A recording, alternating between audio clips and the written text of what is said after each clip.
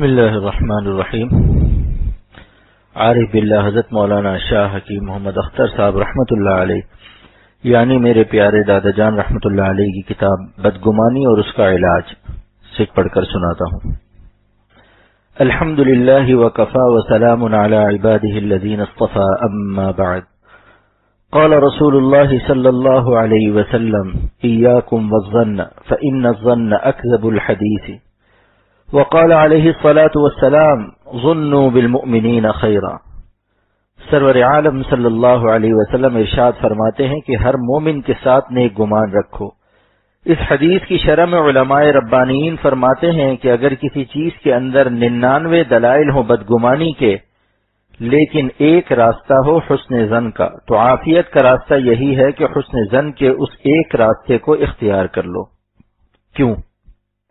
اس کی وجہ شاہ عبد الغنی صاحب پھول پوری رحمۃ اللہ علیہ میرے مرشد اول فرمایا کرتے تھے کہ بدگمانی پر اللہ تعالیٰ قیامت کے دن مقدمہ دائر فرمائیں گے اور اس سے پوچھیں گے کہ بدگمانی کے تمہارے پاس کیا دلائل تھے، اور نیک گمان پر بلا دلیل انعام عطا فرمائیں گے۔ حسن ظن پر بغیر دلیل کے ثواب ملتا ہے کیونکہ امر ہے ظنوا بالمؤمنین خیرا، لہذا مقدمے میں جان پھنسانا بے وقوفی، حماقت اور نادانی ہے۔ حضرت ہنس کر فرماتے تھے کہ احمق ہے وہ جو شخص مفت میں ثواب لینے کے بجائے اپنی گردن پر مقدمات قائم کرنے کے انتظامات کر رہا ہے اور اپنے لیے مصیبتیں تیار کر رہا ہے۔ نیک گمان کر کے مفت میں ثواب لو اور بدگمانی کر کے دلائل پیش کرنے کے مقدمات میں اپنی جان کو نہ پھنساؤ۔ حضرت حکیم الامت مجدد الملت مولانا اشرف علی صاحب تھانوی رحمۃ اللہ علیہ فرماتے ہیں کہ اعتراض کا منشا دو ہوتا ہے۔ نمبر 1 قلت محبت اور قلت علم، یعنی اعتراض عموماً دو قسم کے لوگوں کو ہوتا ہے، یا تو اس کے اندر محبت کی کمی ہوتی ہے جس کی وجہ سے ہر آدمی کے اندر کیڑے نکالنے کی کوشش کرتا ہے، یا پھر نہایت درجے کا جاہل ہوتا ہے کیونکہ قرآن و حدیث اور فقہ کے اصول اس کے سامنے نہیں ہوتے، اس لیے جہالت کی وجہ سے اعتراض کرتا ہے۔ اور فرمایا کہ ہماری خانقاہ میں دو ہی قسم کے لوگوں کو فائدہ پہنچ سکتا ہے، یا تو انتہائی درجے کا فقیہ ہو کہ میرے ہر عمل کو سمجھ جائے کہ یہ فقہ کا فلاں قانون لاگو ہو سکتا ہے، یا پھر انتہائی درجے کا عاشق ہو جس کو سوائے بھلائیوں کے کچھ نظر ہی نہ آئے، کیونکہ عاشق کو تو محبوب کی ہر ادا پسند آتی ہے، اور اگر نہ اس میں محبت کامل ہے نہ علم کامل ہے تو ایسے لوگ پھر محروم ہی رہتے ہیں۔ پس دینی خدام پر اعتراض اور ان کے فیوز و برکات سے محرومی کے یہ دو ہی سبب ہیں، یہ محبت کی کمی یا علم کی کمی۔ دیکھیے تھانہ بھون جیسا قصبہ جہاں اپنے زمانے کے مجدد موجود، جہاں دور دور سے بڑے علماء اور بزرگ آتے تھے، تو قریب رہنے والے یعنی قصبے کے بعض لوگ مذاق اڑاتے تھے اور کہتے تھے کہ ان لوگوں کو کیا ہو گیا کہ کلکتہ سے، مدراس سے، بمبئی سے، اعظم گڑھ سے، جونپور سے چلے آ رہے ہیں، کیسے بے وقوف لوگ ہیں، ہمیں تو کوئی خاص بات ان بڑے میاں میں نظر نہیں آتی، لہٰذا دور دور کے لوگ کامیاب ہو گئے اور قریب کے لوگ جنہوں نے قدر نہ کی محروم رہ گئے۔ حضرت حاجی امداد اللہ صاحب رحمۃ اللہ علیہ سے ایک شخص نے کہا کہ حاجی صاحب آپ تو کوئی بڑے عالم بھی نہیں ہیں، پھر ان علماء کو کیا ہو گیا کہ مولانا گنگوہی جیسا عالم، مولانا قاسم نانوتوی جیسا عالم اور حضرت حکیم الامت جیسا عالم آپ سے مرید ہو گیا ہے؟ مجھے تو اس بات پر سخت صدمہ اور تعجب ہے کہ علماء کیوں آپ سے بیعت ہو گئے۔ اب حاجی صاحب کا جواب سن لیجئے۔ فرمایا کہ جتنا آپ کو تعجب ہے اس سے زیادہ مجھے تعجب ہے، کیونکہ یہ علماء بھی ایسے کہ علم کے سمندر نہ جانے مجھ جیسے کے ہاتھ پر کیوں بیعت ہو گئے۔ یہ حاجی صاحب کا کمال تواضع تھا، لیکن یہ بدگمانی اور اعتراض کرنے والا کوئی بہت ہی محروم شخص تھا۔ برعکس ان حضرات کے اندر کتنا ادب تھا۔ حاجی امداد اللہ صاحب نے ایک رسالہ لکھا اور مولانا قاسم نانوتوی کو دیا اصلاح کے لیے۔ اس میں علمی لحاظ سے کوئی لفظ مسودہ میں غلطی ہو گیا تو مولانا قاسم صاحب نے اس مقام پر یہ نہیں لکھا کہ حضرت آپ سے یہاں غلطی ہو گئی ہے، بلکہ وہاں دائرہ بنا کر یہ لکھ دیا کہ حضرت یہ لفظ میری سمجھ میں نہیں آ رہا ہے۔ اللہ اللہ، کیا ادب تھا! نقص کی نسبت شیخ کی طرف نہیں کی، اپنی سمجھ کی طرف کر دی۔ اے خدا جوئیم توفیق ادب، مولانا رومی فرماتے ہیں کہ خدا ہم آپ سے ادب کی توفیق مانگتے ہیں، بے ادب محروم ماند از فضل رب، کیونکہ بے ادب انسان اللہ کے فضل سے محروم رہتا ہے، لہذا بے ادبوں کی صحبت سے بھی بچنا چاہیے۔ کوئی شخص خواہ کتنا ہی عقل مند ہو لیکن اگر کسی بے ادب کے پاس رہتا ہے تو اس کے اندر بھی بے ادبی کے جراثیم پیدا ہو جائیں گے، اس لیے جس قوم نے یا جس طبقے نے اکابر پر اعتراض کیے ہیں، ایسے لوگوں کے لٹریچر سے، ایسے لوگوں کی صحبت سے بچنا چاہیے، ورنہ وہ جراثیم اس کے اندر بھی آ جائیں گے۔ اور یہ سارا راستہ اکابر کے اعتماد پر چلتا ہے۔ شیخ محی الدین ابن عربی رحمۃ اللہ علیہ اکابر اولیاء اللہ میں سے ہیں، بڑے علماء میں بھی شامل ہیں۔ ایک مرتبہ شیطان نے ان سے کہا کہ مولانا صاحب کیا میری بخشش نہیں ہوگی؟ آپ نے فرمایا تیری بخشش کیسے ہوگی، تو جہنمی ہے، مردود ہے۔ اس نے کہا کہ اگر میں قرآن سے ثابت کر دوں کہ میری بھی بخشش ہو جائے گی تو؟ فرمایا کہ اچھا پڑھ کس آیت سے بخشا جائے گا؟ اس نے کہا اللہ تعالیٰ نے فرمایا ہے وَرَحْمَتِي وَسِعَتْ كُلَّ شَيْءٍ، میری رحمت ہر شے پر وسیع ہے۔ تو کیا میں شے نہیں ہوں؟ میں بھی تو کوئی چیز ہوں، اگرچہ ناچیز ہوں، تو رحمت مجھ پر بھی وسیع ہو جائے گی، بس میں بھی بخش دیا جاؤں گا۔ شیخ نے فرمایا کہ تو جہنمی ہے، لیکن تجھ سے بحث نہیں کروں گا، اور اپنے مریدین کو حکم فرمایا کہ شیطان سے کبھی بحث نہ کرنا، کیونکہ اگر شیطان سے بحث کرنا مفید ہوتا تو اللہ تعالیٰ اعوذ باللہ من الشیطان الرجیم پڑھنے کا حکم نہ فرماتے، بلکہ یہ حکم ہوتا کہ جب شیطان وسوسہ ڈالے تو اس کو لپٹ کر پٹخ دینا، یعنی تم بھی دلائل کے ساتھ اس سے بحث و مباحثہ کرنا، وہ مناظرہ کر کے اس کے وسوسوں کا جواب دینا۔ لیکن اللہ تعالیٰ فرماتے ہیں کہ بس تم اعوذ باللہ پڑھو، میری پناہ مانگو کہ اے خدا اس شیطان مردود سے مجھے پناہ نصیب فرما۔ اس بات کو محدث عظیم ملا علی قاری رحمۃ اللہ علیہ نے مرقات شرح مشکات میں بہت عمدہ سمجھایا ہے کہ شیطان کی مثال اس کتے کی سی ہے جو بڑے لوگوں کے بنگلوں پر کھڑا رہتا ہے۔ دنیا میں جتنے بڑے لوگ کہلاتے ہیں ان کا کتا بھی بڑا ہوتا ہے۔ بھیڑیا نسل کا فارن کنٹری سے منگاتے ہیں، کارنر کا اگر پلاٹ ہے تو کتا فارنر کا ہوتا ہے۔ جب کسی کو دیکھتا ہے کہ بنگلے میں آنا چاہ رہا ہے تو بھونکنا شروع کر دیتا ہے، اور اتنا زور سے بھونکتا ہے کہ قبض کشا گولی کی ضرورت نہیں پڑتی، اس کا قبض ویسے ہی ٹوٹ جاتا ہے۔ آنے والا پھر گھنٹی بجاتا ہے اور مالک مکان سے کہتا ہے کہ صاحب میں آپ سے ملنا چاہتا ہوں، مگر آپ کے کتے نے ہمیں پریشان کر رکھا ہے، اس کو خاموش کرائیے۔ تو کتے کا مالک کوئی خاص لفظ خصوصی کوڈ استعمال کرتا ہے جس سے وہ دم ہلاتا ہوا بیٹھ جاتا ہے۔ محدث عظیم ملا علی قاری فرماتے ہیں کہ ابلیس اللہ تعالیٰ کا کتا ہے، گیٹ سے آؤٹ کیا ہوا ہے، اللہ تعالیٰ کے دربار سے باہر ہے، مردود کیا ہوا ہے۔ جب دنیا کے بڑے لوگ بڑے کتے پالتے ہیں تو اللہ میاں تو سب سے بڑے ہیں، ان کا کتا بھی اتنا ہی بڑا ہے۔ یہ وسوسے ڈالتا ہے، اگر اس سے لڑو گے اور چپ کرنا چاہو گے تو وہ اور بھونکے گا جیسے کتے اور بھونکتے ہیں اگر کوئی ڈانٹنا شروع کرے اور خاموش کرنا چاہے۔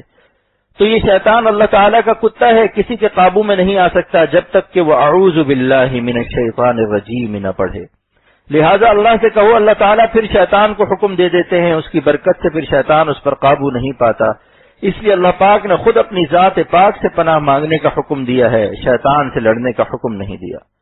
بہرحال عرض کرنا یہ تھا کہ حضرت حکیم الامت مجدد الملت مولانا اشرف علی صاحب تھانوی رحمۃ اللہ علیہ نے فرمایا کہ شیخ محی الدین ابن عربی رحمۃ اللہ علیہ نے تو کسی مصلحت سے شیطان کو جواب نہیں دیا، غالباً اس وقت اپنے مریدین کو ادب سکھانا تھا اور ان کی تربیت کے لیے وہی مناسب تھا، لیکن فرمایا کہ شیخ محی الدین ابن عربی رحمۃ اللہ علیہ کی برکت سے میری سمجھ میں اس کا جواب آ گیا۔ یہ نہیں کہا کہ میرا کمال ہے، اگر کوئی غیر تربیت یافتہ خشک ملا ہوتا تو کہتا دیکھو شیخ ابن عربی کو جواب نہیں آیا، میرا کمال ہے کہ مجھے جواب آ گیا۔ لیکن ہمارے بزرگوں کا کمال یہ ہے کہ اپنے کو مٹایا۔ فرمایا کہ شیخ ابن عربی کی برکت سے اللہ تعالیٰ نے میرے دل میں اس کا جواب ڈال دیا، اور وہ یہ ہے کہ بے شک اللہ کی رحمت شیطان پر بھی وسیع ہے، لیکن کیسے؟ اس کو ایک مثال سے سمجھیے۔ اگر کوئی شخص کسی کو 100 جوتے مارنے کی طاقت رکھتا ہے لیکن 98 مار کر 2 چھوڑ دیتا ہے تو اس کا کرم اور مہربانی اور اس کی رحمت ہے یا نہیں؟ حکیم الامت فرماتے ہیں خدا تعالیٰ شیطان کو جہنم میں جتنا عذاب دیں گے اس سے زیادہ عذاب دینے پر اللہ تعالیٰ قادر ہیں یا نہیں؟ ظاہر ہے کہ قادر ہیں، کیونکہ ان کی قدرت و طاقت لا محدود لا متناہی، پس جتنا عذاب شیطان کو دیں گے اس سے زیادہ عذاب دینے پر خدا قدرت رکھتا ہے۔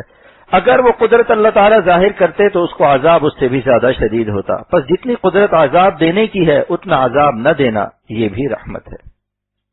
اس طرح شیطان در بھی اللہ تعالیٰ کی رحمت وسیع ہے۔ سبحان اللہ، کیا علوم ہے ہمارے اکابر کے۔ اولئک آبائی فجئنی بمثلہم۔ ایک صاحب نے کہا کہ ایک شخص مومن ہے لیکن کہیں جا رہا تھا کہ اچانک اس کا ایکسیڈنٹ ہو گیا، اسی وقت روح نکل گئی، کلمہ تو اس نے پڑھا نہیں، تو کیا اس کا خاتمہ کلمے پر ہوا؟ حکیم الامت کا جواب سنیے، فرمایا کہ آپ لوگ 1 گھنٹے سے میری مجلس میں ہیں اور میری باتیں سن رہے ہیں، کیا اس وقت آپ لوگ کلمے کا ورد کر رہے ہیں یا میری باتیں سن رہے ہیں؟ انہوں نے کہا نہیں صاحب، ہم لوگ تو آپ کی باتیں سن رہے ہیں۔ فرمایا کہ اس وقت آپ لوگ مسلمان ہیں یا نہیں؟ سب نے کہا کہ بے شک مسلمان ہیں۔ فرمایا کہ ایسے ہی وہ شخص جو مسلمان ہے ایکسیڈنٹ کی وجہ سے کلمہ نہ پڑھ سکا تو مسلمان ہی مرے گا. جب تک اسلام کے خلاف منہ سے کوئی کلمہ نہ نکلے اسلام باقی رہتا ہے. ہاں کلمے کے خلاف اگر کوئی بات کہہ دی، مثلا راستہ چلتے ہوئے کہہ دی اللہ تعالیٰ کا وجود نہیں نعوذ باللہ، اور ایکسیڈنٹ سے یا ہارٹ فیل ہونے سے اچانک مر گیا، تو اب وہ کفر پر مرا. لیکن اگر کوئی کلمہ خلاف ایمان و اسلام نہیں نکلتا تو وہ حالت اسلام ہی میں ہے. ایک شخص نے حضرت حکیم الامت کو لکھا، میرے قلب میں کفر کے وسوسے آتے ہیں، ایسے ایسے وسوسے آتے ہیں کہ ہندو ہو جاؤں یا عیسائی ہو جاؤں یا یہودی ہو جاؤں. عجیب عجیب کافرانہ خیال آتے ہیں جن کی وجہ سے مجھے تو اپنے ایمان ہی میں شبہ ہے. تو حضرت نے اس کو لکھا، جب آپ کو کفر کے وسوسے آتے ہیں تو آپ کا دل خوش ہوتا ہے، یہ صدمہ اور دکھ ہوتا ہے. اس نے لکھا کہ دل کو سخت صدمہ ہوتا ہے. تو فرمایا کہ پھر آپ پکے مسلمان ہیں. ان وسوسوں پر دل کا دکھنا اور کڑھنا اور صدمہ ہونا دلیل ہے آپ کے ایمان کی. دنیا میں کسی کافر کو اپنے کفر پر صدمہ اور افسوس نہیں ہے. اگر افسوس ہو تو اپنے کفر پر قائم ہی کیوں رہے. کافر کو اپنے کفر پر کبھی کوئی وسوسہ نہیں آتا، لہذا ان وسوسوں سے آپ کے ایمان کو کوئی نقصان نہیں، بلکہ آپ کا درجہ بلند ہو رہا ہے. ہمارے ذمے بس اتنا ہے کہ برے وساوس کو برا سمجھے. وساوس کا آنا برا نہیں، لانا برا ہے. اس کی مثال یہ ہے کہ جیسے سپر ہائی وے پر ایک شہزادہ جا رہا ہے، اس کی منزل حیدرآباد ہے، ساتھ ہی گدھا گاڑی بھی جا رہی ہے اور ایک کتا بھی بھونکتا ہوا جا رہا ہے. تو بتائیے کہ ایک کتے اور گدھے کا ہونا اس شہزادے کے سفر میں کچھ مضر ہوگا؟ سپر ہائی وے پر اگر بادشاہوں کے ساتھ کتے، بھنگی اور جمعدار چل سکتے ہیں تو مومن کا قلب بھی شاہراہ ہے اور وہ مثل شہزادے کے اللہ کی طرف جا رہا ہے. اس میں اگر وسوسے آتے ہیں تو کوئی فکر کی بات نہیں، بلکہ ان وسوسوں کو معرفت کا ذریعہ بنا لیجئے. حضرت حاجی امداد اللہ صاحب مہاجر مکی رحمۃ اللہ علیہ فرماتے ہیں کہ جب وسوسوں اور خیالات کا ہجوم ہو تو کہو واہ کیا شان ہے اللہ آپ کی کہ 1.5 چھٹانگ کے دل میں آپ نے خیالات کا سمندر بھر دیا. کماڑی کا سمندر بھی بھرا ہوا ہے، کلفٹن بھی ہے اور کشمیر کی پہاڑیاں بھی گھسی ہوئی ہیں. سارا عالم ایک ذرے سے دل میں سمایا ہوا ہے. ایک چھوٹی سی چیز میں خیالات کا سمندر چلا آ رہا ہے. تو فرمایا کہ یہ خیالات کا ہجوم جو شیطان نے ڈالا تھا اللہ سے دور کرنے کو، اس شخص نے بزرگوں کی تعلیمات کی برکت سے اس کو ذریعہ معرفت اور ذریعہ قرب بنا لیا. تو پھر شیطان ہاتھ ملتا ہے اور افسوس کرتا ہوا بھاگتا ہے کہ اس نے تو میرے وساوس کو بھی معرفت کا سبب بنا لیا. یہ تو ایسا عاشق معلوم ہوتا ہے کہ جس نے آلام روزگار کو آسان بنا دیا، آلام روزگار کو آسان بنا دیا، جو غم ملا اسے غم جانا بنا دیا. اس طرح وسوسوں کو ذریعہ معرفت بنا لیجئے. اور یہ بات حدیث سے ثابت ہے. سید الانبیاء صلی اللہ علیہ وسلم فرماتے ہیں اللہم اجعل وساوس قلبی خشیتک و ذکرک. اے اللہ میرے دل کے خیالات کو اپنا خوف اور اپنی یاد بنا دے. اور ایک دوسری حدیث میں بھی اس کی تائید ہوتی ہے. مشکات شریف کی روایت حضور صلی اللہ علیہ وسلم فرماتے ہیں الحمدللہ الذی رد امرہ الی الوسوسۃ. شکر ہے اس اللہ کا جس نے شیطان کے معاملے کو، اس کے مکر و قید کو صرف وسوسے تک محدود کر دیا، اس سے زیادہ اس کو طاقت نہیں دی. ورنہ مان لیجئے یہاں جو لوگ بیٹھے ہوئے ہیں دین کی بات سن رہے ہیں، اگر شیطان آتا اور سب کو اٹھا اٹھا کر سینما ہاؤس میں لے جا کر بٹھا دیتا تو بڑی مشکل میں جان پھنس جاتی. لوگ کہتے بھائی ہم تو گئے تھے خانقاہ میں اللہ کی بات سننے، مگر وہاں شیاطین کا ایک لشکر آیا اور سب کو اٹھا اٹھا کر وی سی آر اور سینما ہاؤس میں بٹھا دیا. شیطان کو اگر یہ طاقت ہوتی تو بتائیے ہم کتنی مشکل میں پھنس جاتے. اس لیے حضور صلی اللہ علیہ وسلم نے فرمایا کہ شکر ادا کرو، کہو الحمدللہ الذی رد امرہ الی الوسوسہ. یہ حضور صلی اللہ علیہ وسلم کے الفاظ مبارک ہیں. عربی میں یاد رہے تو سبحان اللہ، ورنہ اردو میں کہہ لیجئے کہ شکر ہے اس اللہ کا جس نے شیطان کی قید کو، اس کی طاقت کو صرف خیالات اور وسوسہ ڈالنے تک محدود کر دیا. تو آپ صلی اللہ علیہ وسلم نے شکر سکھایا اور شکر اللہ سے اللہ کا قرب ملتا ہے. پس وسوسے کو ذریعہ قرب و معرفت بنا دیا کہ شکر ہے کہ شیطان صرف خیالات اور وسوسہ ڈال سکتا ہے، تم کو عمل پر مجبور نہیں کر سکتا. گندا تقاضا دل میں پیدا ہوا، آپ اس پر عمل نہ کیجئے، بالکل آپ کا تقوی قائم ہے. اس کی مثال ایسی ہے کہ کسی کا روزہ ہے، جون کا مہینہ ہے، شدید پیاس لگ رہی ہے، بار بار دل چاہتا ہے کہ پانی پی لوں مگر پیتا نہیں. بتائیے روزہ اس کا ہے یا نہیں؟ کیا پانی پینے کے وسوسوں سے اس کا روزہ ٹوٹ گیا؟ پانی پینے کے لاکھ تقاضے ہوتے رہیں، جب تک پیے گا نہیں روزہ اس کا قائم ہے، بلکہ اس کو ڈبل اجر مل رہا ہے تقاضے کی وجہ سے، پیاس کی وجہ سے. اسی طرح گناہ کے لاکھ وسوسے آئیں، جب تک گناہ نہیں کرے گا یہ شخص بالکل متقی ہے. وسوسے سے تقوی میں ہرگز کوئی نقصان نہیں آئے گا. سبحان اللہ، یہ ہمارے باپ داداؤں کے علوم ہیں. اولئک آبائی فجئنی بمثلہم. لہذا گناہوں کے تقاضوں پر آپ بس عمل نہ کریں، لاکھ تقاضے ہوں تو آپ کا تقوی بالکل ٹھیک ہے۔ دیکھیے اس وقت بھی سب کے پیٹ میں کچھ نہ کچھ پاخانہ ہوگا، ابھی ایکس رے کرا لیجئے تو نظر بھی آ جائے گا، لیکن جب تک گندگی باہر نہ نکلے آپ کا وضو ہے۔ اس طرح دل میں گندے خیالات آئیں، اس میں مشغولی نہ ہو، اس پر عمل نہ ہو، بس آپ کا تقوی قائم ہے۔ دین کتنا آسان ہے، جو آسان کر لو تو ہے عشق آسان، جو دشوار کر لو تو دشواریاں ہیں۔ دین تو بہت آسان ہے، ہم خود اس کو دشوار کرتے ہیں۔ میں عرض کرتا ہوں کہ جس شخص نے بھی شیطان کے وسوسوں کا جواب دیا پاگل ہو گیا۔ ایک وسوسے کا جواب دیا، اس نے دوسرا پیش کر دیا، اب رات بھر بیٹھے ہوئے ہیں وسوسوں کا جواب دے رہے ہیں، بتائیے کیا ہوگا؟ دماغ خراب ہوگا یا نہیں؟ آسان طریقہ یہ ہے کہ اس کو جواب ہی مت دیجیے، بس یہی کہیے کہ اللہ تیرا شکر ہے کہ تو نے اس کا اختیار وسوسہ ڈالنے تک ہی رکھا، اور بزرگوں کے پاس آئیے جائیے، ان کی صحبتوں کی برکت سے اللہ تعالیٰ ابلیس کے تمام مکر و کید کو ہی ختم کر دیتا ہے، کیونکہ اہل اللہ اس میں ہادی کے مظہر ہیں، اس میں ہادی کی تجلی ان پر ہوتی ہے، ان کے پاس بیٹھنے والوں پر بھی تجلی پڑ جاتی ہے جس سے ان کو ہدایت ہو جاتی ہے، اور ابلیس اللہ تعالیٰ کے اس میں مضل کا مظہر ہے، گمراہ کرنے کی طاقت کا ظہور اس پر ہوتا ہے، لہذا گمراہ لوگوں سے بھاگیے اور اللہ کے خاص بندوں کی صحبت میں رہیے۔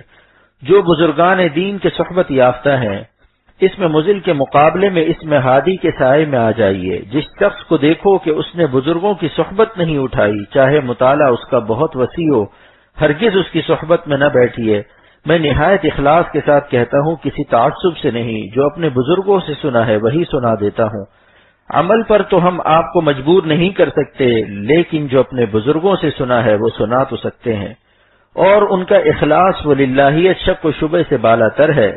تو ہمارے بزرگوں نے فرمایا کہ جن لوگوں نے بزرگان دین کی صحبتیں نہیں اٹھائیں، صحبت یافتہ نہیں ہیں، تربیت یافتہ نہیں ہے، جو مربع نہیں بنے، ان کو اگر اپنا مربی بناؤ گے تو بس فتنے میں مبتلا ہو جاؤ گے۔ اس لیے ہر ایک کی کتابیں بھی نہ پڑھیے۔ حکیم الامت مجدد الملت مولانا اشرف علی صاحب تھانوی رحمۃ اللہ علیہ فرماتے ہیں کہ اپنے بزرگوں سے پوچھو کہ ہم کون سی کتاب پڑھیں اور کون سی نہ پڑھیں۔ آپ خود دیکھ لیجئے، حضرت حکیم الامت کی تعلیمات میں یہ بات موجود ہے۔ ان بزرگوں کی کتابیں دیکھیے جنہوں نے بزرگوں کی صحبتیں اٹھائی ہیں، اور تمام علماء جن کی تائید کرتے ہیں۔ مثال کے طور پر جیسے مفتی شفیع صاحب رحمۃ اللہ علیہ نے تفسیر لکھی ہے معارف القرآن، ایسے صحبت یافتہ بزرگوں کی تفسیریں اور کتابیں دیکھیے، ورنہ اگر کسی غیر تربیت یافتہ خود ساختہ مفسر کی تفسیر یا تصنیف دیکھی تو بس پھر سمجھ لو کہ خطرے میں پڑ جاؤ گے، ایمان ہی کے لالے پڑ جائیں گے۔ کبھی انبیاء علیہم السلام پر اس کا گستاخ قلم اٹھ جائے گا، کبھی صحابہ پر، ایسی نئی چیزیں نکال دے گا کہ قرآن کو، دین کو جو میں نے سمجھا ہے کسی نے سمجھا ہی نہیں، بیک قلم سب کی تنقید کر دے گا۔ ایسے صاحب قلم قابل سر قلم ہے۔ اس لیے ہمارے بزرگوں نے یہ خاص نصیحت کی ہے کہ جب تک یہ معلوم نہ کر لو کہ یہ شخص کسی شخص کا صحبت یافتہ ہے، ہرگز اس کی صحبت میں مت بیٹھو، نہ اس کی تصنیف پڑھو، چاہے وہ بظاہر بیعت بھی کرتا ہو، اس سے پوچھو کہ اس نے بھی کسی سے بیعت کی ہے یا نہیں، کسی کو اپنا بابا اور مربی بنایا کہ نہیں۔ اگر وہ کہہ دے کہ میرا کوئی بابا نہیں، میں خود مادرزاد بابا پیدا ہوا ہوں، تو پھر سمجھ لیجئے یہ کیسا شخص ہے۔ اسی لیے میں کہتا ہوں لا تأخذوه بابا من لا باب له، اس کو ہرگز بابا مت بناؤ جس کا کوئی اگلا بابا نہ ہو، کیونکہ خاندان سے اس کا رشتہ بالکل کٹا ہوا ہے۔ جس لوٹے سے پانی پینا چاہتے ہو پہلے جھانک کر دیکھو اس کے اندر کیا ہے، کیونکہ لوٹے میں جو کچھ ہوگا وہی ٹوٹی سے آئے گا۔ اگر صاف پانی ہے تو صاف آئے گا، اور اگر پانی میں گندگی ملی ہوئی ہے تو ٹوٹی سے بھی وہی گندا پانی آئے گا۔ مسلم شریف میں حضرت ابن سیرین رحمۃ اللہ علیہ کا قول منقول ہے، فرماتے ہیں ان هذا العلم دین فانظروا عمن تأخذون دینکم، یہ علم دین ہے، پس خوب دیکھ لو، تحقیق کر لو کہ تم کس شخص سے دین حاصل کر رہے ہو۔ ہمارے بزرگوں نے ہمیشہ اس بات کا خیال رکھا ہے، جس سے دین سیکھ رہے ہیں اس نے کس سے سیکھا ہے؟ الاسناد من الدین، اسناد کی دین میں خاص اہمیت ہے۔ میرے شیخ حضرت شاہ عبد الغنی صاحب پھولپوری رحمۃ اللہ علیہ فرماتے تھے کہ میں نے مثنوی حضرت حکیم الامت مجدد الملت مولانا تھانوی رحمۃ اللہ علیہ سے پڑھی، اور انہوں نے حضرت حاجی صاحب رحمۃ اللہ علیہ سے پڑھی، اور الحمدللہ میں نے شاہ عبد الغنی صاحب سے پڑھی۔ دیکھیے سند دیکھنی پڑتی ہے یا نہیں، اس سے اعتماد پیدا ہوتا ہے کہ ان کے استاد فلاں، ان کے استاد فلاں ہیں۔ اور اگر کسی نے نہیں سیکھا، محض ذاتی مطالعے سے حاصل کیا، تو پھر وہ ایسے ہی ترجمہ کرے گا جیسے کسی نے کتاب میں دیکھا کہ نماز ہلکے پڑھو، لہذا وہ پوری نماز میں ہل رہا تھا، حالانکہ لکھا تھا کہ نماز ہلکی پڑھو۔ پہلے زمانے میں یا کو لمبا کھینچ کر جو یا ایسے لمبی لکھ دیتے ہیں، اس نے ہلکی کو ہلکے پڑھا، اب جناب نماز میں ہل رہے ہیں۔ کسی کو استاد بنایا نہیں تھا، پوچھ لیتا۔ کتاب دیکھ کر دین سیکھنے والوں اور دین سکھانے والوں کا یہی حال ہوتا ہے کہ خود بھی ہلیں گے، آپ کو بھی ہلا دیں گے۔ میرے شیخ حضرت شاہ ابرار الحق صاحب دامت برکاتہم نے عجیب بات فرمائی کہ ایک شخص کسی سے کچھ کہتا ہے، وہ کان پر ہاتھ رکھ کر کہتا ہے کیا کہا؟ اس کے معنی ہیں کہ دوبارہ کہیے، میں نے نہیں سنا۔ وہی شخص اگر اسی جملے کو کہتا ہے سینہ تان کر آنکھیں نکال کر کیا کہا؟ اب دیکھیے دونوں جملوں کے معنی بدل گئے یا نہیں؟ اگرچہ الفاظ وہی ہیں، لیکن جس نے سینہ تان کر کہا کیا کہا، اس کے معنی ہوئے کہ کیا بکواس کرتے ہو، میں تمہاری پٹائی کر دوں گا۔ لیکن یہ بات کون بتائے گا؟ وہی لوگ جو وہاں موجود تھے اور جنہوں نے کہنے والے کو دیکھا ہے، جن شاگردوں نے استاد کی زندگی کو دیکھا ہے، وہی استاد کے کلام کا مفہوم متعین کر سکتے ہیں۔ حدیث ہرگز وہ شخص نہیں سمجھ سکتا جو صحابہ کرام سے مستغنی ہوگا، جو شاگرد اول ہیں سرور عالم صلی اللہ علیہ وسلم کے، جنہوں نے آپ کا لب و لہجہ، آپ کا انداز بیان، آپ کی آنکھوں کی سرخیاں، آپ کا چہرہ مبارک دیکھا ہے۔ بتلائیے ان کے بغیر مفہوم متعین ہو سکتا ہے؟ میں کہتا ہوں سوائے عذاب و پریشان و حیرانی کے اس شخص کو کچھ حاصل نہیں ہو سکتا جو بزرگوں سے مستغنی ہوتا ہے۔ ساری زندگی ناک رگڑ کر تسبیحات پڑھ لو، لیکن جب تک کسی شیخ سے تعلق نہیں ہوگا، اس کے مشورے کے مطابق عمل نہیں ہوگا، کامیابی نہیں ملے گی۔ مگر بھائی شرط یہ ہے کہ شیخ ہو، متبع سنت و شریعت ہو، گنجیری بھنگیڑی سٹا باز نہ ہو۔ آج کل لوگ ایسوں کو بھی شیخ بنا لیتے ہیں جو سمندر کے کنارے لنگوٹی باندھے راکھ ملے ہوئے سٹے کا نمبر بتا رہے ہیں۔ روزہ نماز کچھ نہیں، کیونکہ نماز تو کعبہ شریف میں پڑھ لیتے ہیں، پھر یہاں کیوں پڑھیں؟ ان سے کہو کہ جب نماز کعبہ میں پڑھتے ہو تو کعبہ ہی میں زمزم پی لو، وہیں کھجورے کھا لو، ایسا مبارک کھانا چھوڑ کر یہاں کیوں کھاتے ہو؟ ہم اب کھانا نہیں دیں گے، 3 دن کے بعد پھر کراچی میں ہی نماز پڑھے گا۔ غرض کوئی بات ہو اپنے نفس پر عمل نہ کیجیے، جو چیزیں کھٹکتی ہوں چاہے کہیں سن بھی لیا کہ بھائی اس معاملے میں کچھ گنجائش ہے، سنی سنائی بات پر عمل نہ کیجیے۔ اگر شیخ عالم ہے تو اس کو خط لکھیے، میرا ایک عمل ہے، میں ایسا کرتا ہوں، اس سلسلے میں آپ کی کیا رائے عالی ہے؟ اور اگر شیخ بہت بڑا عالم و مفتی نہیں تو اہل فتاوی سے رجوع کیجیے، لیکن اپنی طبیعت سے مسئلے مت بنائیے، ورنہ سمجھ لیجیے کہ اگر کوئی ایک مسئلہ بھی شریعت کے خلاف چلے گا تو اس کا سلوک طے نہیں ہو سکتا، نہ اس کے وظیفوں میں اثر آ سکتا ہے۔ خدا جزائے خیر دے۔ حضرت مولانا شاہ ابرار الحق صاحب کو فرمائے کہ جو لوگ گناہ نہیں چھوڑتے اور وظیفے خوب پڑھ رہے ہیں تو وظیفوں میں اثر کیسے آئے؟ وظیفوں سے رحمت کا ٹرک آ گیا اور گناہ اور نافرمانی سے خدا کے غضب کا ٹرک سامنے کھڑا ہو گیا اور سائیڈ نہیں دے رہا۔ آپ بتلائیے کہ سلوک طے ہوگا اس کا؟ اللہ تعالیٰ ولی اسی کو بناتے ہیں جو صاحب تقوی ہوتا ہے۔ تو میں کہہ رہا تھا کہ شیطان جب دیکھتا ہے کہ شخص فلاں جگہ سے دین سیکھتا ہے تو اس کے دل میں اس دینی مربی سے کوئی نہ کوئی بدگمانی ڈال دیتا ہے، پھر وہ آنا جانا چھوڑ دیتا ہے۔ یہ شیطان کا بہت بڑا ہتھیار ہے، بدگمانی ڈال کر دینی مرکزوں سے اور دین کے خادموں سے دور کر دیتا ہے۔ یہ ضرور ہے کہ اگر کسی دینی خادم سے آپ کو مناسبت نہیں ہے اس کے پاس مت جائیے، کوئی ضروری نہیں ہے کہ ہر شیخ کو اپنا شیخ تسلیم کر لیں۔ اگر غلطی سے اصلاح کا تعلق بھی کر لیا تو آپ شیخ بدل دیجئے، کسی دوسرے شیخ کے پاس چلے جائیے، لیکن بلا دلیل بدگمانی نہ کیجئے، اس کی غیبت بھی نہ کیجئے۔ بدگمانی پر اب میں آپ کو ایک واقعہ سناتا ہوں۔ الہ آباد میں حضرت مولانا شاہ وسیع اللہ صاحب رحمۃ اللہ علیہ تھے، ان کے ایک مرید جن کا یہاں کراچی میں جزل اسٹور بھی ہے، انہوں نے مجھ سے بیان کیا کہ میں ایک بہت بڑے افسر کو مولانا کی خدمت میں لے گیا کہ یہ مولانا سے متاثر ہو جائے گا، ان سے استفادہ کرنے لگے گا، گناہ چھوڑ دے گا، اللہ والا بن جائے گا۔ عشاء کے بعد وہاں گئے، اس وقت مولانا بادام اور پستہ کھا رہے تھے۔ دعا وغیرہ کے بعد واپس ہوئے تو راستے میں انہوں نے بڑی امیدوں کے ساتھ پوچھا کہ جناب مولانا کی زیارت سے آپ پر کچھ اثر ہوا، کچھ اللہ میاں کی محبت میں اضافہ ہوا، آپ مولانا سے کچھ متاثر ہوئے؟ تو کہنے لگے جو تاثر پہلے تھا وہ بھی ختم ہو گیا۔ کہنے لگے کیوں؟ کہا کہ اللہ والے تو وہ ہیں جو سوکھی روٹی پانی میں ڈال کر کھاتے ہیں، یہ بادام و پستہ اڑا کر اللہ والے کیسے ہو گئے؟ بتائیے، حد ہے اس جہالت کی۔ انہی جہالتوں سے شیطان راستہ مارتا ہے۔ حضرت حاجی امداد اللہ صاحب رحمۃ اللہ علیہ فرماتے ہیں اگر ذکر کرنے والا دودھ نہیں پیے گا، سر میں تیل نہیں لگائے گا اور دماغ میں خشکی بڑھ جائے گی تو خدا کے ہاں اس کی پکڑ ہوگی، تم نے ہماری دی ہوئی مشین استعمال کی مگر اس میں تیل کیوں نہیں ڈالا؟ جسم اللہ کی امانت ہے، اگر یہ جسم خدا کی امانت نہ ہوتا، ہم خود اپنی جان کے مالک ہوتے تو خودکشی جائز ہوتی۔ یہ بہت بڑی دلیل ہے کہ ہم ان کے ہیں، امانت دار ہیں، اپنے جسم کے ہم مالک نہیں ہیں، اس لیے اپنی جان کو ہلاک نہیں کر سکتے، اس لیے خودکشی حرام ہے۔ تو میرے دوست نے ہنس کر کہا کہ پستہ بادام کھانے سے وہ بدگمان ہو گئے، اور کہا کہ ہم نے تو یہی سنا تھا کہ اللہ والے سوکھی روٹی پانی میں بھگو کر کھاتے ہیں۔ ہاں کھاتے تھے کسی زمانے میں جبکہ ہر سال خون نکلوانا پڑتا تھا۔ آج سے 700-800 برس پہلے ایک زمانہ ایسا تھا کہ انسان کے جسم میں اتنا خون ہوتا تھا کہ اگر وہ سال میں خون نہ نکلواتے تو سر میں درد رہنے لگتا تھا اور رگیں تڑپنے لگتی تھی۔ اب زمانہ آ گیا خون چڑھوانے کا، کمزوری کا، میڈ ان ڈالڈا ہو گیا انسان، اب اصلی گھی ملتا ہے۔ ارے گھی کیا ملے گا، اب تو اصلی ہوائیں نہیں ملتی، ڈیزل بھری ہوائیں کراچی کی۔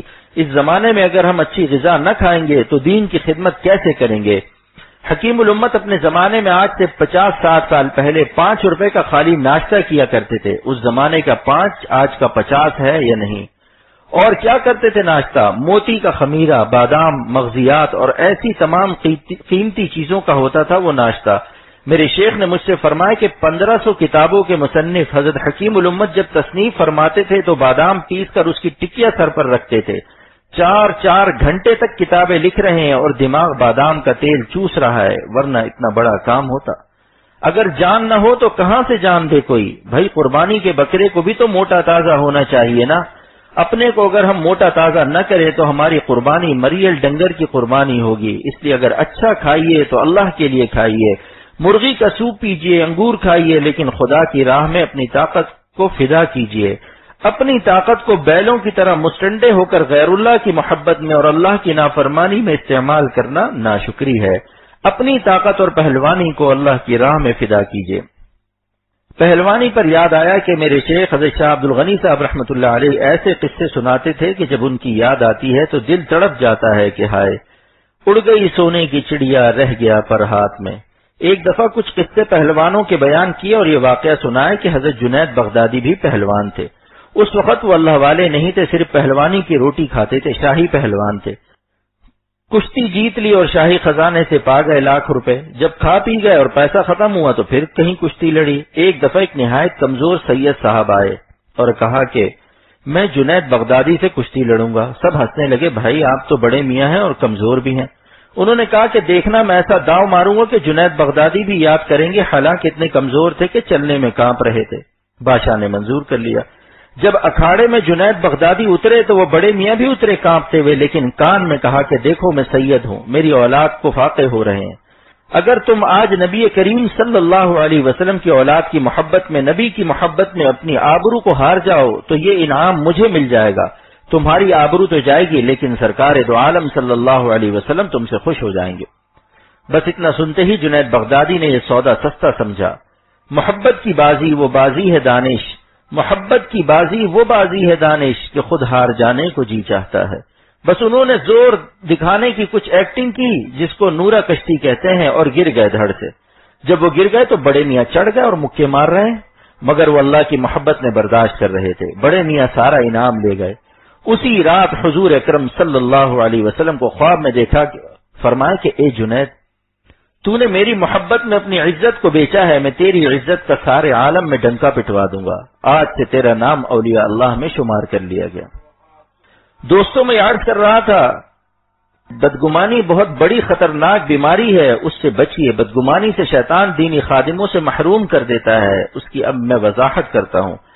مولانا رومی رحمت اللہ علیہ فرماتے ہیں کہ پانی کی ٹونٹی میں کسی نے پاخانہ لگا دیا اور اس کے بعد گلاس میں پانی لے کر پینے لگا تو کہتا ہے کہ اوہو بڑی بدبو ہے آج تو پانی میں۔ کے ڈی اے نے دھوکہ دے دیا۔ ارے کے ڈی اے نے دھوکہ نہیں دیا، آپ نے جو ٹونٹی میں پاخانہ لگایا یہ اس کی بدبو ہے، پانی تو صاف آ رہا ہے۔ اسی طرح اپنی بدگمانی کی وجہ سے انسان کو دین کے خادم حقیر اور برے نظر آتے ہیں۔ برائی ان میں نہیں بلکہ خود اس میں ہے جو بدگمانی کر رہا ہے، اس بدگمانی سے حق اس کو باطل نظر آ رہا ہے۔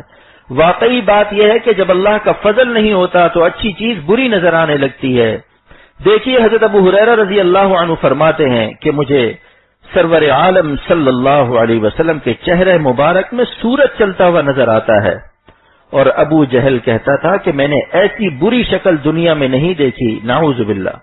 حضرت ابو ہریرہ رضی اللہ عنہ کے قلب مبارک پر اللہ تعالیٰ کا فضل تھا، ان کی بصیرت صحیحہ کی وجہ سے ان کی بصارت بھی صحیح فیصلہ کر رہی تھی، اور ابو جہل اس فضل الہی سے محروم تھا، اس کی اندھی بصیرت کی وجہ سے اس کی بصارت بھی غلط فیصلہ کر رہی تھی۔ اب دوسری وضاحت سنیے، ایک عورت اپنے بچے کا استنجا کرا رہی تھی۔ عورتیں چھوٹے بچے کا پاخانہ ہاتھ سے دھوتی ہیں، اتنے میں معلوم ہوا کہ چاند نظر آ گیا، وہ بھی جلدی سے چاند دیکھنے لگی، اور عورتوں کی عادت ہوتی ہے کہ اپنی انگلی کو ناک پر رکھ لیتی ہیں۔ تو دوسری عورت سے اس نے کہا، بہن اس دفعہ تو عید کا چاند بہت ہی سڑا ہوا نکلا ہے، سخت بدبو ہے۔ اس نے کہا کہ بے وقوف، چاند میں بدبو نہیں ہے، تیری انگلی میں بدبو ہے جس پر بچے کا پاخانہ لگا رہ گیا ہے، تو اپنی انگلی دھو لے۔ ان قصوں کو قصے نہ سمجھیے، یہ عبرت کی داستانیں ہیں، ان سے سبق لیجئے، ورنہ اہل اللہ کا چراغ کوئی نہیں بجھا سکتا۔ میں پھر ببانگ دہل کہتا ہوں کہ حق تعالیٰ جس چراغ کو روشن کرنا چاہتے ہیں اسے کوئی نہیں بجھا سکتا۔ ایسے ایسے بدگمانی کرنے والے مر گئے، لیکن اللہ تعالیٰ نے جس کو چمکانے کا فیصلہ کر لیا اس کو کوئی نہ بجھا سکا۔ چراغ راہ کے عزت بر فروزت، بر آ کے تو تف زندر بسوزت۔ جس چراغ کو اللہ روشن کرتا ہے، جو اس کو پھونک مار کر بجھانا چاہتا ہے، خود اس کی ہی داڑھی جل جاتی ہے۔ اللہ اپنے خاص بندوں کا چراغ ضائع نہیں ہونے دیتا، اسی لیے ساری دنیا کی وہ پرواہ نہیں کرتے۔ بس اولیاء اللہ کو، ان کے خادموں کو ایک ہی غم ہوتا ہے کہ کہیں اللہ تو ہم سے ناراض نہیں ہے۔ اس غم کے ہوتے ہوئے ساری دنیا کے غموں سے وہ آزاد ہوتے ہیں۔ اب آپ کو ایک واقعہ اور سناتا ہوں۔ ایک حبشی موٹے موٹے ہونٹ، لمبے لمبے دانت والا افریقہ کے جنگل میں جا رہا تھا۔ راستے میں کسی کا آئینہ گر گیا تھا، اس میں اس کو اپنی شکل نظر آئی۔ دیکھا کہ کالے رنگ کا ایک آدمی، بڑے بڑے دانت، موٹے موٹے ہونٹ سامنے ہیں آئینے کے اندر۔ تب بڑی زور سے ڈانٹا آئینہ کو کہ کمبخت، یہ تیرے کالے کالے موٹے موٹے ہونٹ اور ایسی خراب شکل ہے، جبھی تجھے کوئی جنگل میں پھینک گیا ہے، اگر تو حسین ہوتا تو تجھے الماری میں سجا کر رکھتا۔ مولانا رومی رحمۃ اللہ علیہ فرماتے ہیں کہ اس حبشی کو آئینے میں اپنی شکل نظر آئی، لیکن وہ آئینہ کو برا سمجھ رہا تھا۔ اسی طرح جو لوگ دین کے خادموں کے متعلق بلا دلیل شرعی محض اپنے خیالات سے بدگمانی کرتے ہیں، وہ اصل میں ان کے باطن کی شکل ہوتی ہے جو ان کو اللہ والوں میں نظر آتی ہے۔ اس لیے اس بیماری سے خاص طور پر پناہ مانگیے۔ بزرگان دین، علماء ربانیین سے بدگمان نہ ہو، پھر دیکھیے کتنا ملتا ہے۔ جس کو جتنا ہی زیادہ حسن ظن ہوتا ہے بزرگان دین سے، اس کو اتنا ہی زیادہ فیض ہوتا ہے۔ یہ بات شیخ العرب والعجم حاجی امداد اللہ صاحب رحمۃ اللہ علیہ نے اپنی کتاب ضیاء القلوب میں لکھی ہے کہ جس کو اپنے دینی مربیوں سے جتنا زیادہ نیک گمان ہوتا ہے، اللہ تعالیٰ اتنا ہی اس کو اپنا فضل و رحمت فیض عطا کرتے ہیں۔ اور حسن ظن تو ہر مومن سے ہونا چاہیے، لیکن جو دین کے خادم ہیں ان سے اگر حسن ظن نہیں ہوگا تو ایسے شخص کا تو راستہ مارا گیا، اسے کچھ نہیں ملے گا۔ اب اس کی ایک اور مثال عرض کرتا ہوں۔ مولانا رومی رحمۃ اللہ علیہ فرماتے ہیں کہ چند باتوں کا علم ہو جانے سے بعض لوگوں کو شیخ المشائخ بننے کا شوق پیدا ہو جاتا ہے، یعنی وہ دین کے بڑے بڑے خادموں کی بھی اصلاح شروع کر دیتے ہیں۔ حالانکہ ان کو سوچنا چاہیے کہ انسان ہر ایک کو تو شیخ نہیں بناتا، جس سے اس کی مناسبت ہوتی ہے، اس کا روحانی گروپ ملتا ہے، اس کو اپنا بڑا بناتا ہے۔ لہذا ہر آدمی دوسرے کا شیخ بننے کی کوشش نہ کرے۔ اس پر ایک قصہ سناتا ہوں بہت مزیدار۔ مولانا فرماتے ہیں ایک چوہا جا رہا تھا، اس کے قریب ہی ایک اونٹ بھی جا رہا تھا جس کے گلے کی رسی زمین پر لٹک رہی تھی۔ اس کی رسی چوہے نے اپنے دانت سے دبا لی اور اس کے آگے آگے چلنے لگا۔ اونٹ اس کے پیچھے پیچھے چلنے لگا۔ چوہے نے سمجھا کہ اتنا بڑا مرید آج میرا شکار ہو گیا، میرا جسم تو چھوٹا تھا اور اونٹ اتنا بڑا۔ بس اس نے فخر سے اعلان کرنا شروع کر دیا کہ اب میری شخصیت چمک جائے گی، اونٹ جیسا دیو ہیکل، دیو قامت بھی آج میرا غلام بنا ہوا ہے۔ اونٹ بیچارہ اپنی قوت سے نزول کر کے آہستہ آہستہ اس کے ساتھ چل رہا تھا کہ ذرا چوہے صاحب کو دیکھتا ہوں کہ کب تک یہ ہماری مرشدی اور پیری کرتے ہیں۔ جب آگے ایک دریا پڑا تو اب چوہا وہیں رک گیا۔ اونٹ نے کہا کہ شیخ صاحب، جب آپ نے خشکی میں میری رہنمائی فرمائی ہے تو پانی میں بھی آپ میرے پیر رہیے نا، آپ رک کیوں گئے؟ ذرا آگے چلیے۔ چوہے نے کہا کہ حضور پانی میں تو میری ہمت نہیں ہوتی۔ اونٹ نے کہا جی کوئی بات نہیں، ابھی میں چلتا ہوں۔ اس نے ایک قدم آگے بڑھایا، اس کے گھٹنے تک پانی تھا۔ اس نے کہا کہ اے میرے پیارے مرشد، گھبرا مت، ارے مرید کے گھٹنے تک ہی تو پانی ہے۔ چوہے نے کہا ارے جہاں تک تیرے گھٹنے کا پانی ہے وہ تو میرے سر سے کئی فٹ اونچا ہو جائے گا، میرے لیے تو وہ ایسا ڈباؤ ہے کہ اس میں میری کئی پشتیں ڈوب جائیں گی۔ مولانا رومی فرماتے ہیں کہ جو چھوٹے اور نااہل اپنے اکابر کے مصلح اور رہبر بننا چاہتے ہیں، ان کا حال اسی چوہے کی مانند ہے جو اونٹ کی راہبری کر رہا تھا۔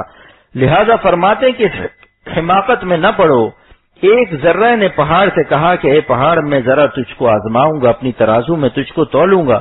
پہاڑ نے کہا کہ اے ذرے، جب تو مجھے اپنی ترازو پر رکھے گا تو تیری ترازو ہی پھٹ جائے گی، مجھے وزن نہیں کر سکتا۔ لہٰذا اپنے مربیوں کو جن کی صحبتوں میں باادب بیٹھتے ہو جانچو مت، حسن زن سے فائدہ اٹھائیے۔ اگر ان سے فائدہ اٹھانا ہے تو حسن زن سے اٹھا سکتے ہو، مناسبت نہیں ہے تو نہ اپنا وقت ضائع کرو نہ اس کا ضائع کرو۔ مان لو کسی شخص کو کسی صاحب نسبت اللہ والے سے مناسبت نہیں ہے، اس کو وہاں سے اللہ کی محبت میں اضافہ نہیں ہوتا، دل میں برے خیالات آتے ہیں کہ یہ شخص تو کچھ بھی نہیں، بالکل چکر باز معلوم ہوتا ہے، تو ایسے شخص کو وہاں جانا اپنی زندگی کو ضائع کرنا ہے۔ بھائی جب خون کا گروپ نہ مل رہا ہو تو اس کا خون چڑھانا اپنے آپ کو ہلاک کرنا ہے۔ اس مربی کو چھوڑ کر اس شخص سے تعلق کرو جس سے تمہارے خون کا گروپ مل رہا ہو، یعنی جس سے مناسبت ہو۔ البتہ گستاخی اور بدگمانی کسی سے نہ کرو۔ خلاصہ یہ ہے کہ اللہ کے راستے کی بنیاد سر سے پیر تک ادب پر ہے۔ حکیم الامت مجدد الملت حضرت مولانا اشرف علی تھانوی صاحب نے تو یہاں تک لکھا ہے کہ اگر اپنے شیخ کی کوئی بات سمجھ میں نہ آ رہی ہو تو اس کی اصلاحات، اس کی گرفت، اس کا احتساب سمجھ میں نہ آ رہا ہو تو سمجھنا چاہیے کہ شیخ جس مقام سے بول رہا ہے اس مقام تک میری رسائی نہیں ہے، ہم اس مقام تک نہیں پہنچے جس مقام سے شیخ دیکھ رہا ہے۔ یہ وہ سبق ہے جو کہ اکثیر ہے، اس پر عمل کرے تو آدمی کبھی گمراہ نہیں ہو سکتا۔ اب اس پر ایک قصہ سناتا ہوں۔ مولانا ظفر احمد عثمانی رحمۃ اللہ علیہ کے سگے بھائی مولانا سعید احمد صاحب رحمۃ اللہ علیہ نے تھانہ بھون میں ایسا زبردست وعظ بیان کیا کہ سارا مجمع جھوم گیا۔ ایسا وعظ تھا کہ جیسے حکیم الامت بول رہے ہوں۔ لوگوں نے حضرت کو بتایا کہ حضرت آج تو آپ کے بھانجے نے کمال کر دیا۔ مولانا سعید احمد نے ایسا بیان کیا جیسے آپ کا بیان ہوتا ہے۔ حضرت سمجھ گئے کہ اتنی تعریفیں سن کر نفس تو پھول گیا ہوگا۔ سوچا کہ ابھی دیکھتا ہوں کہ شکل پر آخر کیا اثر ہے، کیونکہ جب نشہ آتا ہے کبر کا، بڑائی کا، تو چال میں، آنکھوں میں اور چہرے پر اس کے اثرات آ جاتے ہیں۔ جیسے بخار آ جائے تو بخار تو جسم کے اندر ہوتا ہے لیکن چہرہ بھی لال ہو جاتا ہے۔ جب غصہ آتا ہے تو آنکھیں لال ہو جاتی ہیں، آنکھوں کی سرخی بتاتی ہے کہ خیریت نہیں ہے۔ لہذا اس دن مولانا سے چلنے میں تھوڑی سی غلطی ہو گئی، مجمع سے گزرتے ہوئے کسی کے پیر لگ گیا، بس حضرت نے اتنا ڈانٹا کہ نالائق، بے وقوف، ایذا رسانی کرتے ہو، ذرا بھی خیال نہیں کرتے کہ تمہارا پیر کیوں لگا اسے، اور نہ جانے کیا کیا فرمایا۔ تھوڑی دیر بعد کسی نے پوچھا کہ حضرت غلطی تو ذرا سی تھی اور انہوں نے جان بوجھ کر بھی نہیں کی، چلنے میں ذرا سا پاؤں لگ گیا بغیر ارادے کے، مگر آپ نے اتنا کیوں ڈانٹا؟ یہ تو اتنی بڑی غلطی نہیں تھی۔ فرمایا کہ غلطی واقعی اتنی بڑی نہیں تھی، لیکن مجھے ایک پچھلے مادے کا آپریشن کرنا تھا جو وعظ کے بعد ان کے دل میں کبر و عجب کا پھوڑا پیدا ہو گیا تھا، مجھے اس پر نشتر لگانا تھا۔ اس چھوٹی سی غلطی کو تو میں نے بہانہ بنایا ہے، اس لیے اللہ والے بعض وقت چھوٹی سی غلطی پر زیادہ ڈانٹ دیتے ہیں اور کبھی بڑی سے بڑی غلطی پر مسکرا کر ٹال دیتے ہیں۔ لہذا بدگمانی نہ کیجیے کہ صاحب چھوٹی سی غلطی پر اتنا خفا ہو گئے اور بڑی غلطی پر خیال بھی نہیں کیا۔ بس یہی سوچئے کہ شیخ جس مقام سے تربیت کر رہا ہے اس مقام تک ہماری رسائی نہیں ہے۔ ورنہ اگر استاد نے کہا کہ پڑھو الف اور با اور شاگرد کہتا ہے الف کھڑا کیوں ہے اور با لیٹا کیوں ہے، تو بتائیے کہ یہ پڑھ سکے گا؟ استاد کہے گا بس تشریف لے جائیے، آپ کی قسمت میں سبزی منڈی لکھی ہوئی ہے، آپ گوبھی بیچیے۔ اگر علم تمہاری قسمت میں ہوتا تو تم تقلید کرتے۔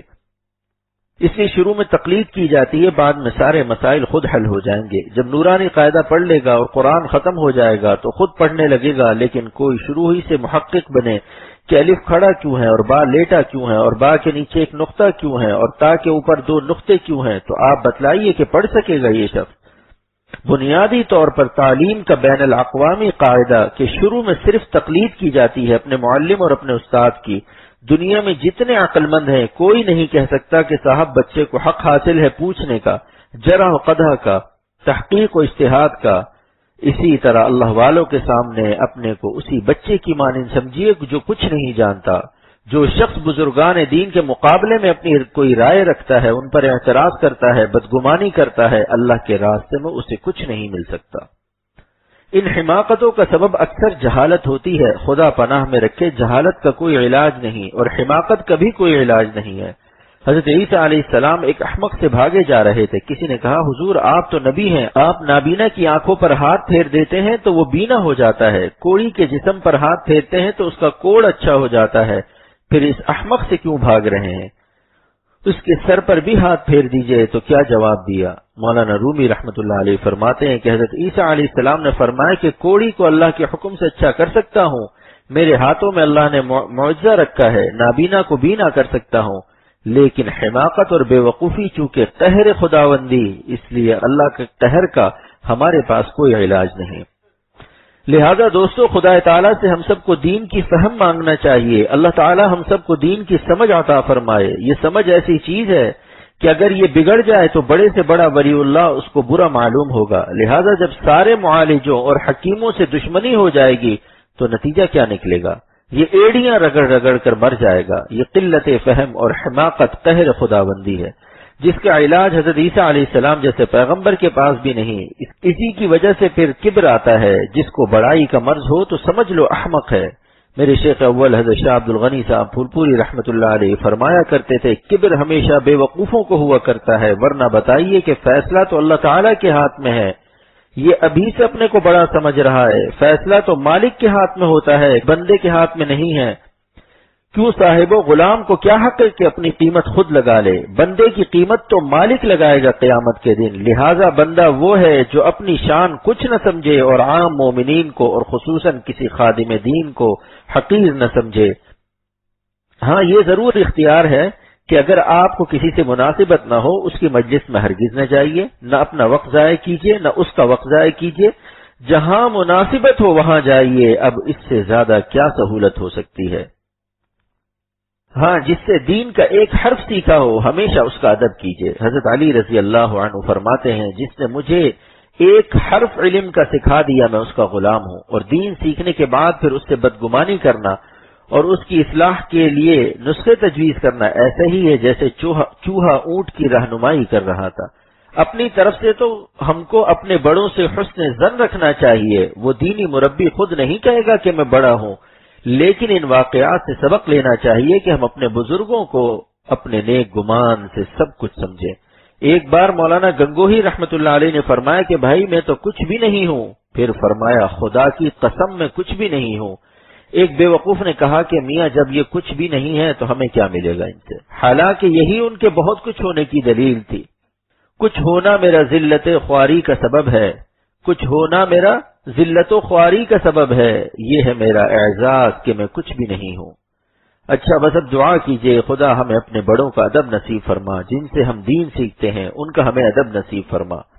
اے خدا جویم توفیق ادب، اے خدا ہم سب کو ادب کی توفیق نصیب فرما، بے ادب محروم ماند از فضل رب، اے خدا ہم کو بے ادبی کی وجہ سے اپنے فضل سے محروم نہ فرما، یعنی ہم کو بے ادبی سے محفوظ فرما، ہم سب کو اللہ والی حیات نصیب فرما۔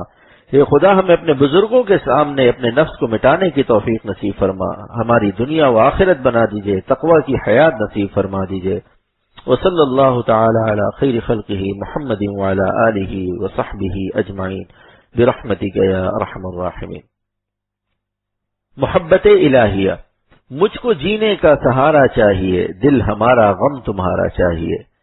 بدگمانی کا علاج، حضرت حکیم الامت نے فرمایا ایک صاحب نے بدگمانی کا علاج دریافت کیا تو فرمایا کسی کی طرف سے بدگمانی قلب میں آوے تو اول علیحدہ بیٹھ کر یاد کرے کہ اللہ تعالیٰ نے بدگمانی سے منع فرمایا ہے، تو یہ گناہ ہوا اور گناہ پر عذاب کا اندیشہ ہے، تو اے نفس حق تعالیٰ کے عذاب کو کیسے برداشت کرے گا؟ یہ سوچ کر توبہ کرے اور دعا بھی کرے کہ اللہ میرے دل کو صاف کر دے، اور جس پر بدگمانی ہو اس کے لیے بھی دعا کرے کہ اللہ اس کو دونوں جہاں کی نعمتیں عطا فرما، دن رات میں 3 مرتبہ ایسا کرے، اگر پھر بھی اثر رہے دوسرے تیسرے دن ایسا ہی کرے، اگر پھر بھی اثر رہے اب اس شخص سے مل کر کہے بلا وجہ مجھ کو تم پر بدگمانی ہو گئی، تم معاف کر دو، میرے لیے دعا کر دو کہ یہ دور ہو جائے۔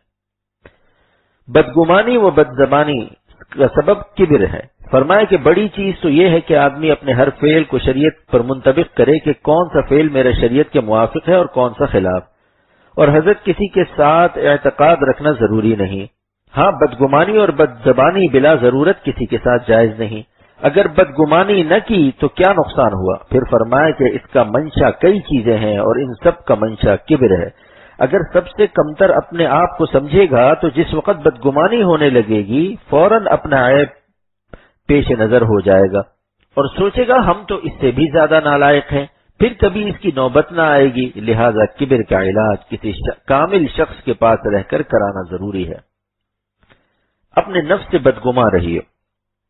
فرمائے کہ الحزن سوء الظن، اس کی تفسیر حضرت حاجی صاحب نے فرمایا تھا کہ ای بنفسہ، یعنی دانائی اور احتیاط یہ ہے کہ آدمی اپنے نفس سے سوء ظن، برا گمان ہی رکھے، کسی وقت مطمئن نہ ہو، ہمیشہ کھٹکتا رہے۔ عارفین یہی کہتے ہیں کہ دوسروں سے تو حسن ظن، نیک گمان رکھے، اور اپنے نفس سے سوء ظن رکھے۔